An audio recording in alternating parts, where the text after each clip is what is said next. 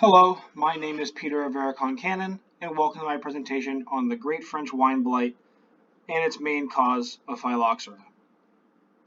Now starting off, phylloxera. What is it? Phylloxera, grape phylloxera, or Dactylospheri vitifoli, is the most geologically spread and bothersome species in viticulture all over the planet. It is a microscopic aphid or louse that lives on grape roots and causes rot. Its local area ranges from southern Canada to northern South America, and is ordinarily tracked down to the east and focal segment of the U.S. How is it distributed, though? It is generally accepted that grape phylloxera was unintentionally introduced into Europe at the end of the 19th century through infected plant material from North America in order to combat odium, which was a powdery mildew fungus that was threatening European vineyards in the 1850s. Although the insect's natural ability to traverse among various vineyards of the healthy plants is very limited, it can easily be transferred from one vineyard to another with the assistance of humans, insects, machines, and infested or used plant and wine material. Now, what effects does it have on these plants? It harms these plants by feeding on the roots, rootlets, mature and hardened roots, and leaves of these grapevines. It also leaves behind necrotic spots of areas of dead tissues that grow from feeding sites of the roots, thus making these plants unusable. Now, why did it cause so much harm within France, though?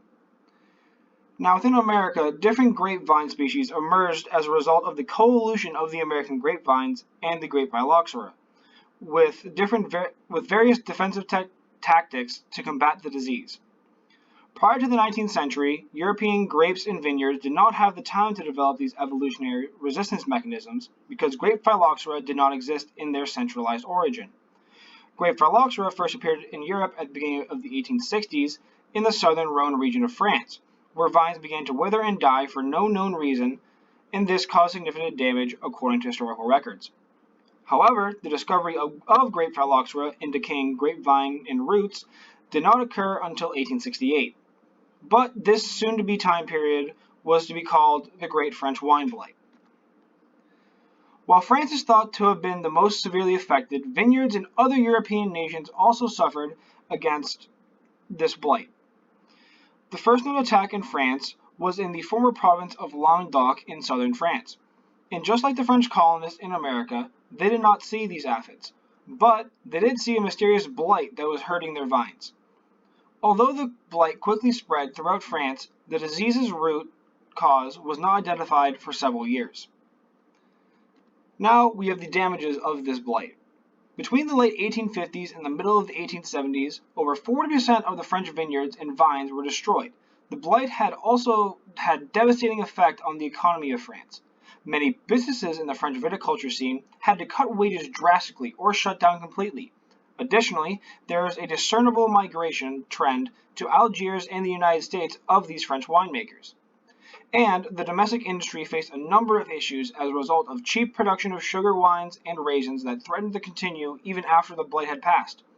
The estimated cost of the French economy, against the French economy, was slightly more than 10 billion francs. Now, what steps were taken to stop this? Treatments now in the past include various different ways. In a last-ditch effort, though, to stop the spread of phylloxera, wineries across Europe were forced to be torn down and burned at the end of the 1800s. In an effort to resolve the issue, numerous growers turned to their own methods. The phylloxera was not harmed by the use of chemicals and pesticides, though, when those were tried. They tried allowing toads to roam their vineyards and hoped that they would not consume the insects, or that they would consume the insects, but neither of these methods were successful in the end.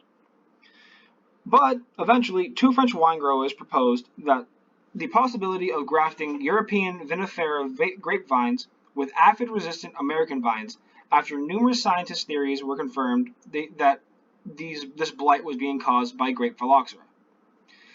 These French winemakers and scientists also worked with other grape winemakers and vineyards within Texas and Missouri, using American scientists and viticulturists collaborating with them to help end this great French wine blight. Although these methods of grafting were tested and found to be effective, the disease cure caused a significant divide in the wine industry. Some, who began to be designated as chemists, who dismissed the utilizing of the grafting method and continued to use pesticides and other chemicals. Others, accepting this new methods of grafting, became to be known as Americanists or wood merchants. In the 1870s and 1880s, there was a period of repeated successes, though, of these grafting techniques following this movement to rid their vineyards of great phylloxera. This was referred as the reconstituting of most of the France's vineyards. The current recommended treatment involves applying an insecticide labeled for controlling phylloxera to the entire trunk and large branches, typically multiple times to the target. However, there is no effective treatment for phylloxera or the disease it transmits, and any vineyard that is not planted with the grafted rootstock still faces a significant threat from this disease. But there are still some European vines and vineyards that have not been grafted or otherwise affected or destroyed by the phylloxera. Some of these vineyards are owned by Boulanger, a French producer of sparkling wine in Champagne, France. And a little fun fact, the French government had offered 320,000 francs to anyone who could cure the disease. Because he was one of the French winemakers who came up with the idea for grafting, a man named Leo Leilman tried to get his hands on this money. The French government, however, refused to bestow it on him, believing that he had only stopped the disease from occurring rather than curing it. Overall, the arrival of great phylloxera nearly destroyed the European viticulture scene and industry. It also sparked the most radical shift in viticultural practices in the past 2 centuries. Instead of using the native European own-rooted V. vinifera plants, instead, grape growing switched to grafting them onto partially resistant American non-vinifera vitis plants, or these hybrid rootstocks in the future. Thank you for coming to our presentation. Have a great day.